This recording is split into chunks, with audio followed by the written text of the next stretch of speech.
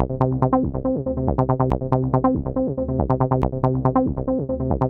and welcome back to module number 4. So here we're going to talk about the actual contactor relay and how to get that hooked up into the actual Wonderbox as you're doing this. So come around with me.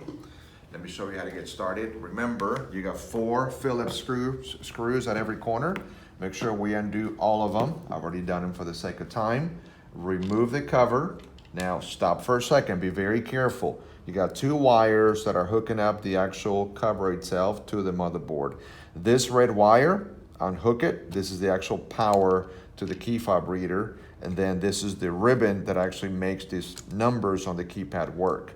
When you remove it, take notice that these little rivets are actually facing down. So when you put it back, make sure they're facing down in the same direction and not up. If that's going to be the case, you're going to have a lot of problems with the numbers working and not working properly. So remove these 2 items. Let's put this to the side. All right, so this is one of the most interesting parts about the wiring and one of the most critical ones as well. So the way that this is going to be hooked up and the main, I guess, purpose of this is going to serve as a bridge, right? It's going to basically allow power to flow through the actual contactor relay and then back out to your pump. But let's get something out of the way.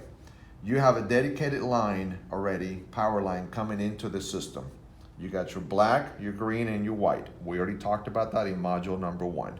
That's 100% dedicated line. Now, you should have, if this is an existing project, you should have another circuit that is powering your pump. So what you need to do at that point is disconnect that circuit from the actual pump and bring the wire closer to where the setup is at. So this is how we're gonna get started. Okay, so a couple of things to notice. On the contactor relay, you're going to grab your black and white wire and your yellow and white wire. So that's the first thing you're going to do. You're going to take essentially your black and white wire and it's going to go into your PU slot. So let's get a little closer and show you where that's going to go.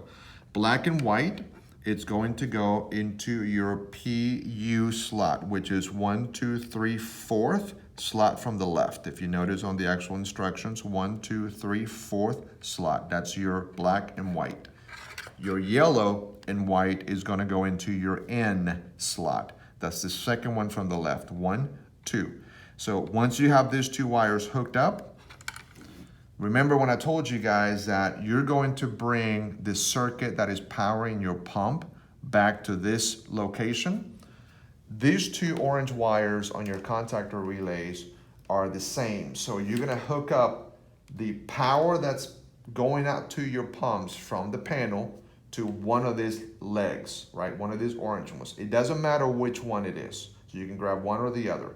So power that's coming in from circuit number 2 that was powering your pump will be disrupted and brought and connected to one of the legs here. Then you're gonna take this second leg and you're gonna go back out to your pump.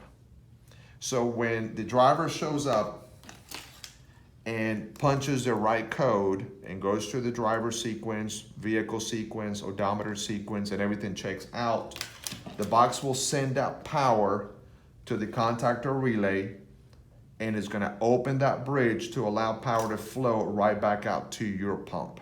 Now, something to keep in mind.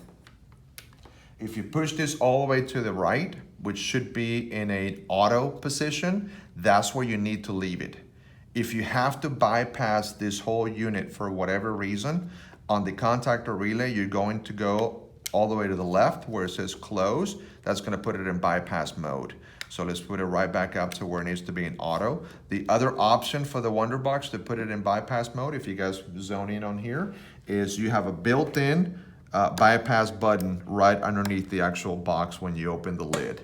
So that is how you're going to hook up your contactor relay following the instructions into these slots, and that's how this whole thing truly operates.